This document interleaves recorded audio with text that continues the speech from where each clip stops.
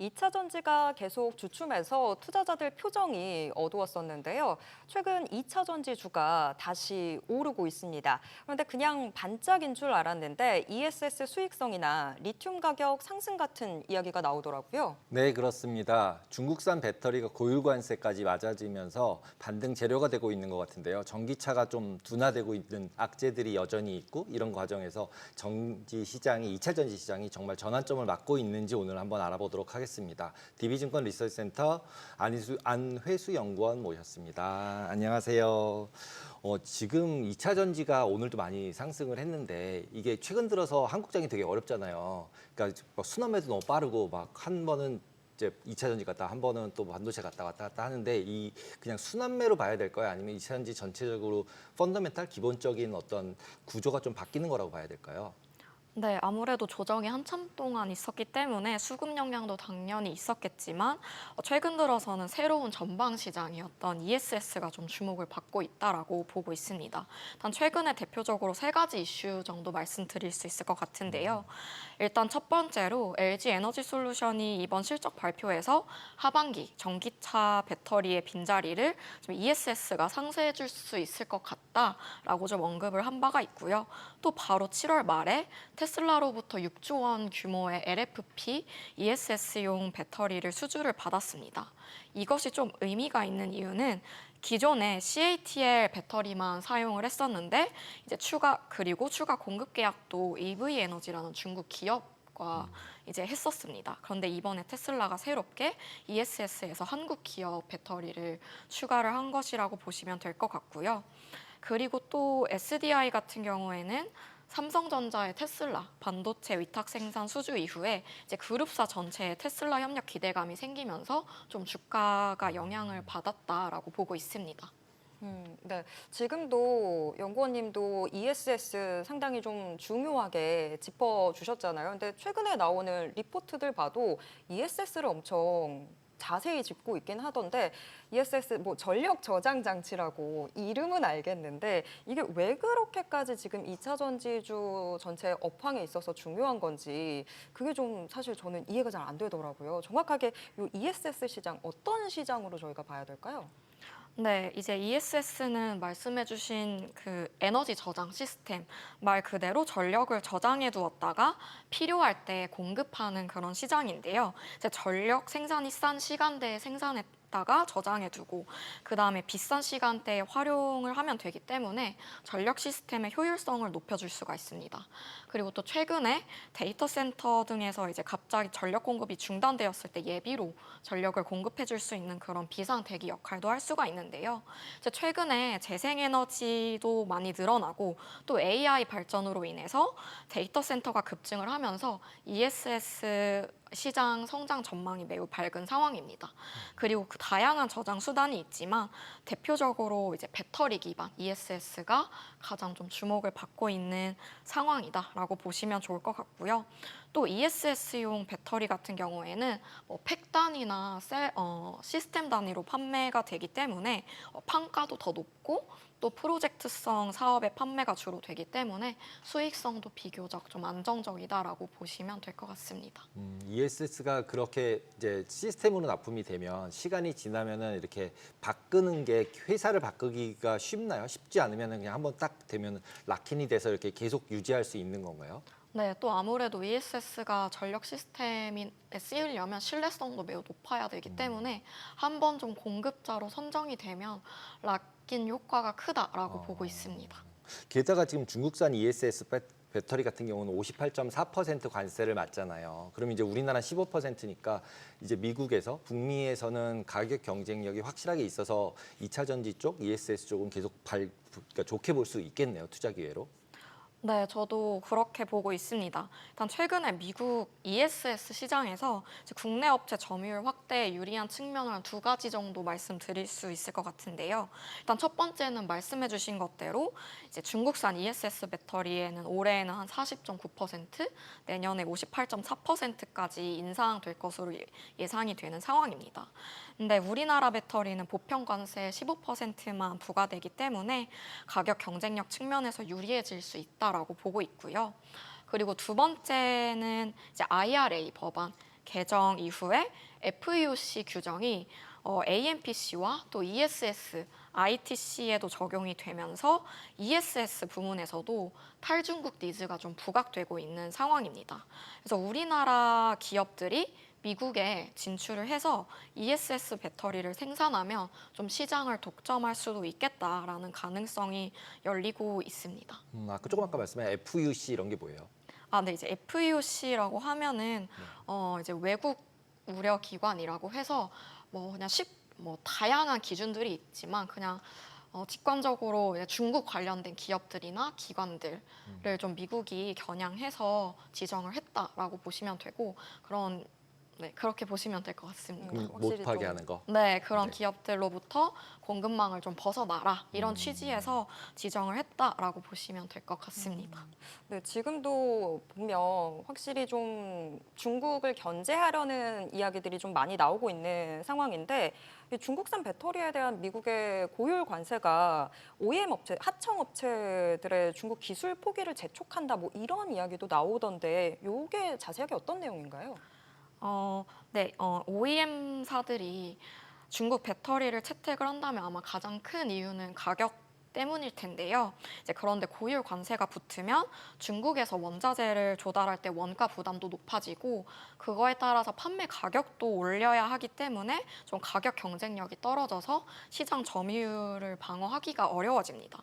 그래서 이제 OEM사들이 저가 케미스트리라도 중국 대신에 국내 한국 기업들과 좀 협력해서 대안을 찾으려고 하고 있고요. 또는 소재 같은 경우에도 중국 대신에 다른 좀 공급처를 찾으려고 노력을 하고 있습니다. 예를 들면 GM 같은 경우에는 LFP만큼 가격 경쟁력이 있다라고 좀 최근에 얘기가 나오고 있는 LMR 배터리를 LG 에너지 솔루션이나 국내 다른 양극재 업체들이랑 함께 개발을 하고 있고요. 이제 차세대 엔트리 레벨 모델에서 좀 적용할 계획을 가지고 있습니다. 그리고 또 음극재나 그런 핵심 원재료인 흑연 같은 경우에도 중국 점유율이 90%가 넘는데 최근에는 이제 국내 기업인 포스코 퓨처엠이 이제 그런 탈중국 강점을 바탕으로 해서 글로벌 고객사들에게 좀 음극재 판매를 늘리고 있고 또 중간 원료인 구형 흑연 투자도 결정한 상황입니다. 원래 이게 2차 전지가 이제 급등할 때는 전기차가 굉장히 주요했었잖아요. 근데 전기차가 캐즘 논란이 있으면서 좀 2차 전지도 같이 하락한 경향이 있었는데 지금 전기차는 어떻게 보세요? 네, 일단 전기차 상반기까지의 좀 데이터를 보시면요. 글로벌 전기차 판매량은 한 32% 전년 대비해서 증가를 했고 중국은 한 40%, 유럽은 30% 가까이 성장한 반면에 미국은 오히려 소폭 좀 역성장한 상황입니다. 그래서 먼저 중국과 유럽 중심으로 성장률이 회복이 되었지만 여전히 전기차 침투율은 중국을 제외하면 매우 낮기 때문에 아직 좀 대중화 단계로 가려면 시간이 더 필요하다라고 생각이 들고 있고요. 최근에 유럽에서는 영국 같은 국가들을 중심으로 보조금 부활이 좀 도움이 되는 것 같고 또 이제 무엇보다 중요한 것은 자율주행 법규와 같이 이제 소비자들의 효용을 늘리는 방향이 더 필요하다라고 생각을 하고 있습니다. 그리고 이제 국내 2차 전지 기업들 입장에서 살펴보면 이제 시장 성장과 달리 좀 어려운 상황은 계속되고 있다라고 보고 있습니다. 일단 시장 회복이 나타나고 있는 유럽 같은 경우에서는 국내 배터리 3사의 점유율은 좀 계속 중국 대비해서 떨어지고 있는 상황이고 이제 미국 같은 경우 주요 시장인 미국 같은 경우에는 9월 말에 IRA 소비자 보조금이 좀 종료를 앞두고 있기 때문에 시장 둔화가 한 번 더 이제 예상되고 있어서 좀 어려운 상황으로 보고 있습니다.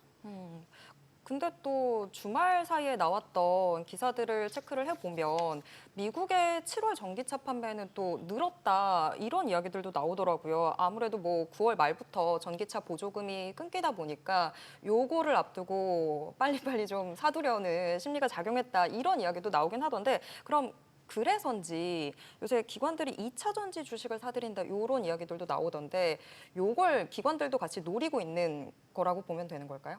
네, 저도 이제 그렇게 보고 있습니다. 일단 최근에 기관 투자자들이 2차 전지 좀 적극 매수하고 있는데 일단 앞서 말씀드렸던 ESS가 좀 첫 번째 이유가 될 것 같고 이제 두 번째 이유 같은 경우에는 말씀해주신 것처럼 9월까지 보조금 폐지 앞두고 좀 전기차나 배터리, 선수요에 대한 기대감이 좀 작용하는 것으로 보이고요. 또 ESS 좀 첨언을 드리자면 아무래도 가동률이 낮아진 그런 공장들을 이제 라인을 전환을 해서 ESS용으로 활용을 하면 좀 이제 가동률도 좀 더 높이고 효율성이 올라가서 뭐 실적에도 도움이 되지 않을까 하는 그런 기대감이 좀 작용을 한 것 같습니다. 중국 일부에서는 이제 리튬 광산을 운영을 중단하면서 이제 공급 개혁한다 뭐 이런 뉴스들을 봤는데 이게 전 악재라고 생각했는데 이걸 또 호재라 그러더라고요. 이게 왜 호재인가요? 일단 원재료 리튬 가격이 그동안 계속 하락을 해왔습니다. 근데 원재료가 하락 같은 경우에는 판가 하락의 주된 원인인데요. 일단 배터리 기업들에게는 이게 어떻게 작용을 하냐면 이제 원재료 구매 시점과 이제 제품을 판매할 때 그 단가 책정의 기준의 차이를 만들어냅니다. 그래서 이익률이 훼손되는 그런 역내긴 현상이 생겨납니다. 그래서 그런데 만약에 이제 공급 측 개혁으로 인해서 원재료 가격이 오르게 된다면 판가 안정에 대한 기대감이 좀 생길 수가 있겠고요. 또 근데 최근에 리튬뿐만이 아니라 뭐 전기차, 배터리, 뭐 태양광, 철강 이런 중후장대 산업의 다 저가 경쟁을 좀 타파하자라는 얘기가 중국에서 나오고 있어서 이제 뭐 배터리 쪽에서 나오는 얘기로는 뭐 내년부터 되게 엄격한 안전 규정이 좀 적용이 됩니다. 그래서 이런 식으로 일부 기업들이 좀 정리가 되면 중국발 공급 과잉이 이제 해소가 되고 또 가격 경쟁도 안정화될 것이다라는 기대감이 생길 것으로 보고 있습니다. 네.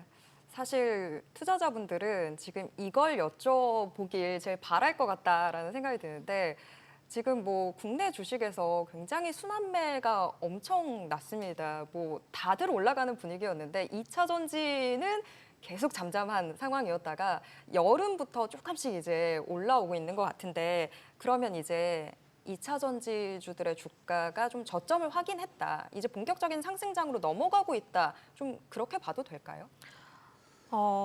사실 저는 ESS라는 새로운 실적 하방을 좀 받쳐줄 수도 있다라는 그런 기대감을 이제 생기게 하는 요인이 생겨서 이제 저점 매수 타이밍을 노리던 이제 투자자들이 이런 내러티브가 생겼구나 하고 좀 이제 사실상 저점 매수세로 들어왔다라고 생각을 하고 있고요. 그래서 사실 본격 상승 신호라고 보기에는 조금 어려울 수도 있다라고 보고 있습니다. 그래서 앞으로 만약에 좀 중요하게 봐야 한다라고 한다면 이제 하반기 실적에서 EV 이제 부문의 둔화세와 그거를 ESS 실적 성장세를 비교하면서 어느 것이 좀 더 우위에 있느냐를 좀 접근을 하면서 비교하면서 접근하는 것이 중요하다라고 보고 있습니다. 네. 2차 전지 이제는 정말 볕이 드는 줄 알았는데 조금 더 저희가 지켜봐야 될 것 같습니다. 자, DB증권 리서치센터 안회수 연구원과 함께했습니다. 오늘 말씀 여기까지 듣겠습니다. 고맙습니다.